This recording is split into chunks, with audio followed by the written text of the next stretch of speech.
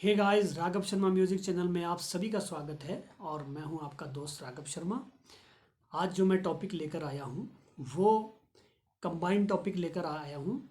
जो संगीत के विद्यार्थी है या जो संगीत सीखते हैं या जो संगीत में रुचि रखते हैं और सीखना चाहते हैं, किसी कारणवश पढ़ाई नहीं कर पाए हैं, वो शौकिया तौर पर सीखना चाहते हैं। हारमोनियम है या गिटार है या तबला है, इस तरह के जो इंस्ट्रूमेंट्स हैं, तो उनके लिए मैं एक बेसिक टॉपिक लेकर आया हूँ।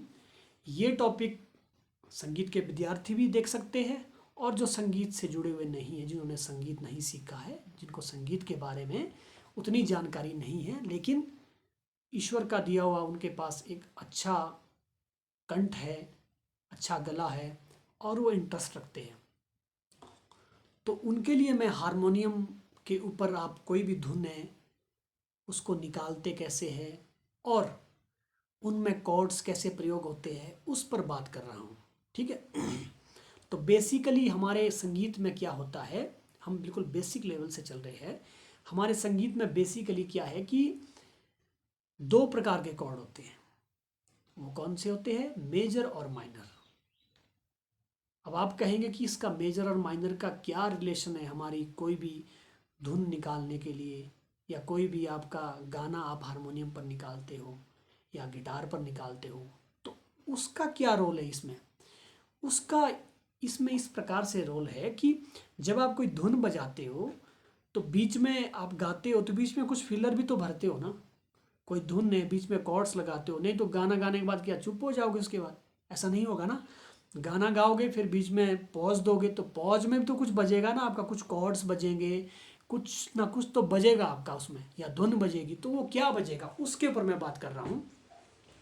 बेसिकली क्या होता है हमारे कि दो हमारे बेसिक कॉर्ड होते हैं। वो कॉर्ड कौन से होते हैं? बेसिक, मेजर और माइनर। अब मेजर माइनर कॉर्ड क्या होते हैं? मेजर माइनर कॉर्ड होते हैं, आप सभी को 8 तक काउंटिंग आती है। आई होप कि आपको 8 तक काउंटिंग आती होगी यार, इतनी तो आती है, सबको ही आती है।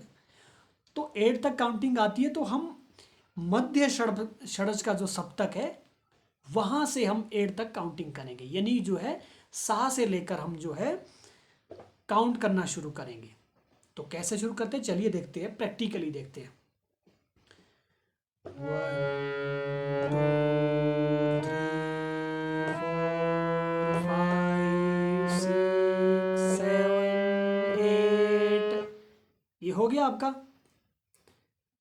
फिर वापस चलते हैं, 8 7 6 5 4 3 2 1। ठीक है, यानी कि 8 तक हमें काउंटिंग आती है। अब हमने क्या करना है, 8 तक काउंटिंग सबको पता चल गई।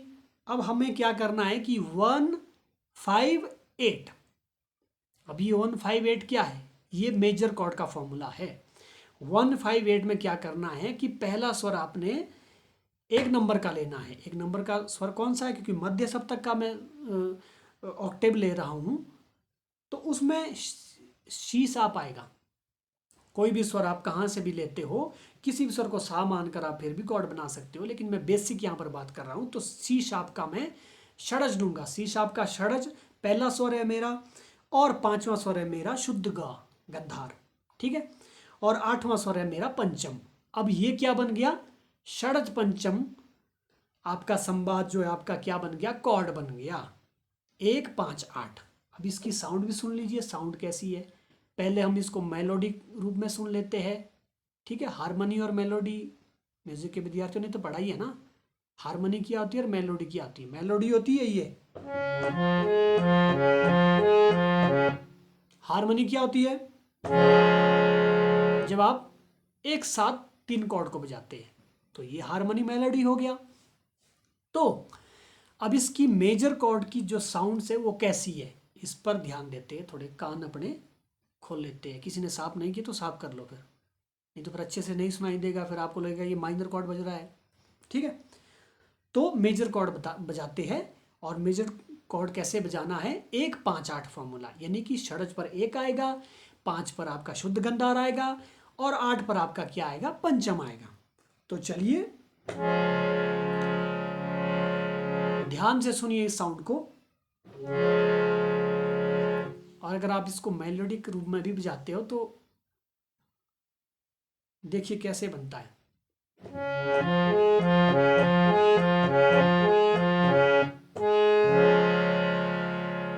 कितना मधुर लग रहा है सुनने में, ठीक है। ये आपका मेजर कॉर्ड हो गया। अब माइनर कॉर्ड के लिए आपको कोई ज़्यादा फंडा करने की जरूरत नहीं है, बिल्कुल बेसिक से समझिए, बिल्कुल साधारण, बहुत इजी है, बहुत आसान है। जो आपको डराते हैं, जो ये बोलते हैं कि ये तो बहुत मुश्किल है, ये तो बहुत टफ है, बिल्कुल भी टफ नहीं है। आपके पास साज होना चाहिए, आप उसके ऊपर जो मैं बता रहा हूँ उस तरीके से आप करिए, आपको बिल्कुल ईजी लगेगा और साधारण वे में आप उसको समझेंगे। तो अब माइनर का क्या फंडा है, माइनर का फंडा है कि 1-5-8 हमने मेजर में लगाया था, अब हमने माइनर का क्या फॉर्मूला है, माइनर में हमने 1-4-8 लगाना है। क्या है, 1-4-8। अब 1-4-8 की कौन सा होगा, सा कोमल गा पा। मेजर का क्या था, सा शुद्ध गा पा, लेकिन माइनर का क्या है, सा कोमल गा और पा, षड्ज कोमल गंधार और पंचम, ये माइनर है। ये आपका माइनर कॉर्ड बनेगा। अभी मैं आपको बजा के दिखाऊंगा, पहले अलग अलग बजा के दिखाऊंगा, फिर साथ में बजा के दिखाऊंगा, फिर आप पहचानेंगे कि ये मेजर है, ये माइनर है, ये मेजर है, ये माइनर है, ठीक है। तो चलिए कैसे होता है ये।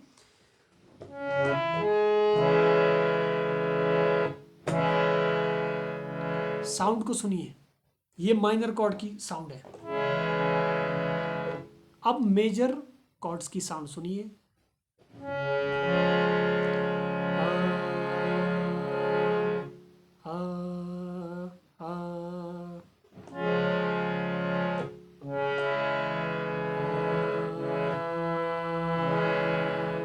यानी कि माइनर थोड़ा सा उतरा हुआ लगा मुझे यार, इसमें तो फर्क है।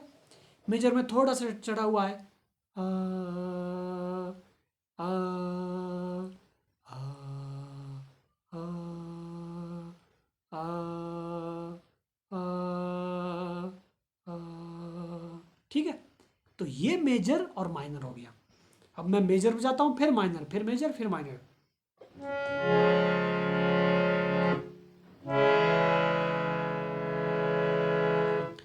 तो गाइज ये था मेजर और माइनर का फंडा।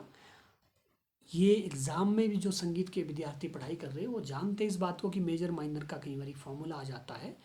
तो मेजर माइनर कॉर्ड्स कौन सा बनता है उसके ऊपर भी कई बार प्रश्न आता है। लेकिन जो संगीत भी नहीं सीख रहे हैं, क्योंकि मेरे चैनल पर बहुत सारे ऐसे भी हैं जो शौकिया तौर पर संगीत पसंद करते हैं, सीखना चाहते हैं, क्योंकि मुझे बीच में कभी कभी कॉल भी आते हैं कि हारमोनियम बजाना है तो कैसे बजाना है और उसका बेसिक फंडा क्या है।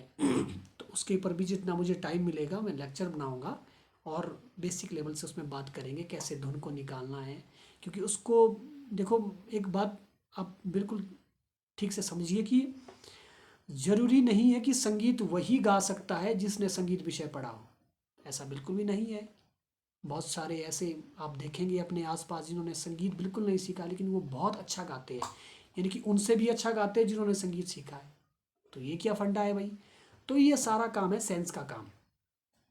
आपको साउंड्स समझ नहीं आती है, कौन सी साउंड कैसी है, तीखी है, मधुर है, तो आप संगीत आसानी से सीख सकते हैं। सारा साउंड का फंडा है।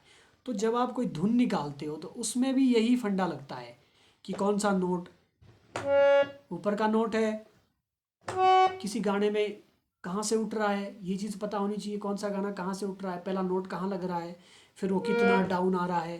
तो ये चीज़ें सारा साउंड का खेल है, सारा फ्रीक्वेंसी का खेल है। जिसको फ्रीक्वेंसी समझ आती है उसको संगीत आराम से समझ आ जाएगा।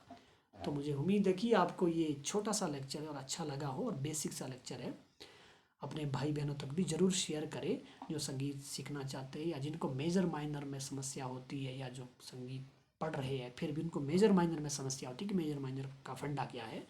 आगे इसमें बहुत सारे कॉर्ड्स आते हैं, डिमनिस्ट आते हैं, सेवन्थ आते हैं, 11th आते हैं, इसके बारे में भी एक कंप्लीट लेक्चर लेके आऊँगा।